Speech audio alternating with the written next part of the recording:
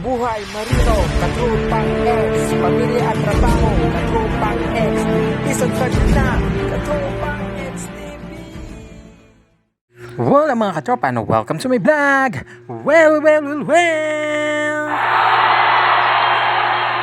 For today's video mga katropa, as you can see, nandito tayo sa isang mall sa Jensan kung saan gaganapin ang dugo para sa mga kabrigada, and it my second time para mag-donate ng aking dugo para suporta sa kanilang programa.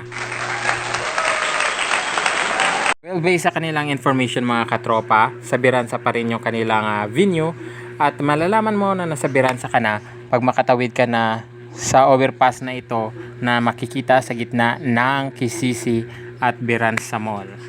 At speaking ng Biransa mga katropa, isa to sa pinaka-social na mall dito sa Jensan, at maraming mga events at mga contest ang ginagawa dito, like fashion show.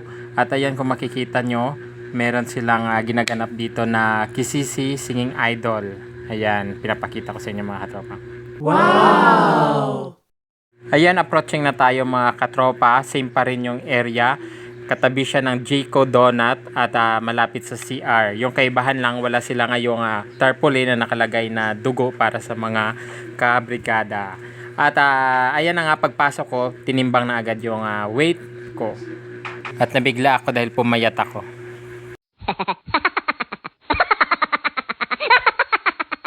Well, after timbang mga katropa, waiting tayo for screening and for our blood pressure. Kukunan tayo dyan after ng pila. Ako na susunod. Cebuana na 84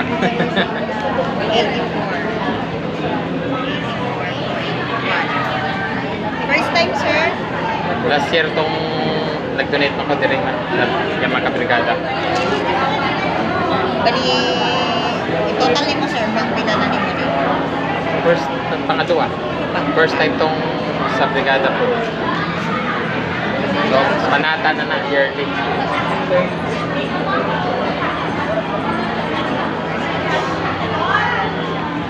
So, after ng interview at BP, bibigyan kanila ng form para mapilapan mo.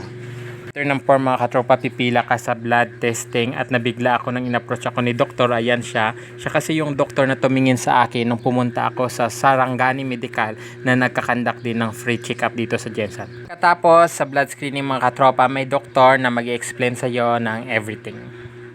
After kay doc, may pipilapan ka para bigyan ka ng mga gamit o aparato na gagamitin sa iyo at mag-i-start na pagkuha ng dugo mo.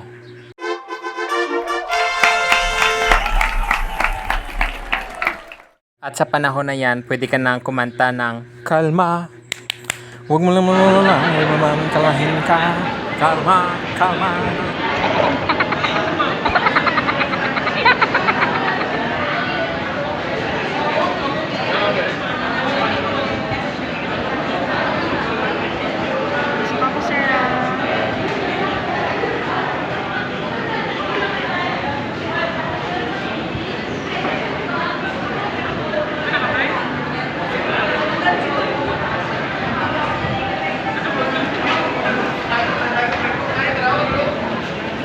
So, malaking tulong din habang kinukunan ka ng dugo o nag-start na yung transfer sa bag, yung makipag-usap ka dyan sa nurse o sa kung sino man yung in charge sa'yo, dahil nare-relax ka, nalilibang, at syempre marami ka rin makuhang information about sa blood donation, etc. A few moments later.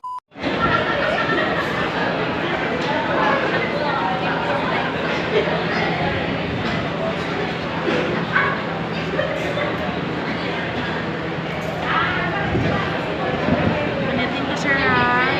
Hanggang malalim po.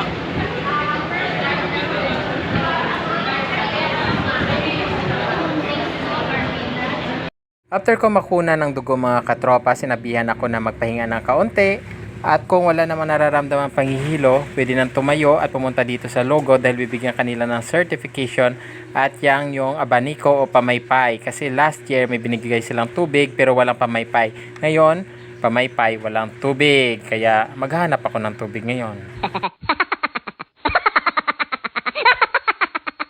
dahil nabawasan nga tayo ng dugo mga katropa, so it's time to recharge.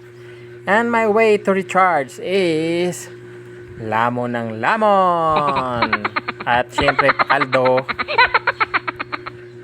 So again, this is Men's Blanco na nag-alay ng dugo para sa ating mga kabrigada. Thanks for watching and see you on my next vlog. Maraming salamat.